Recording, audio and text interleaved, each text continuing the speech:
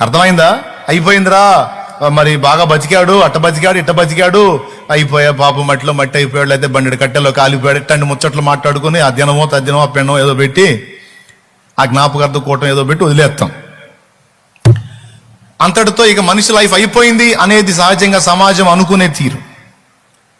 కానీ స్పష్టంగా దేవుని వాక్యం చెప్తుంది, ఇతర మత సాహిత్యాలతో పాటు బైబిల్ కూడా చెప్తుంది ఏమిటంటే, ఒరే బాబు, మానవుడి శరీరం చనిపోయినా మానవుని లోపల పనిచేసిన జీవాత్మ చావదు.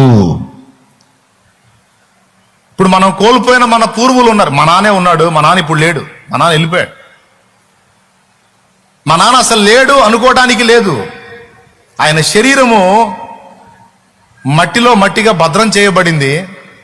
కానీ ఆయన శరీరమును కదిలించినటువంటి జీవాత్మ ఏదైతే ఉందో ఆ ఆత్మ దేవుడు నియమించిన విశ్రమ స్థానానికి వెళ్ళింది. ఎందుకంటే రక్షణ పొందినవాడు కాబట్టి.